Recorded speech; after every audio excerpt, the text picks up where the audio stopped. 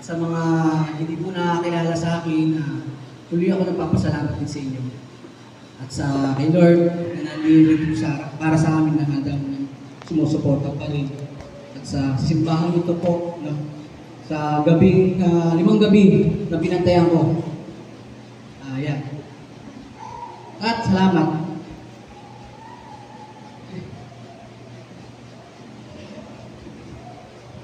Ang hirap pala ng pagka mayroon kang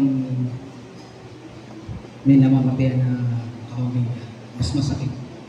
Dahil, siyempre, nakasama ko kasi sila ng 6 years na ako ang nanay, tatay, kapatid ng kapatid ko. Pero sa loob ng 6 years ko na hindi ako nahirapan para sa kanya. Napaliguan, tutbasan, na kung ano-ano, siya lang po. Marunong po siya. Kaya doon po ay namimiss ko yung kapatid ko dahil masarap siyang kasama din lalo pagka may sinasabi ko sa kanya, linisan niya ang buko ko. Nandyan po siya. Lagi. Ang bayad ko lang coke.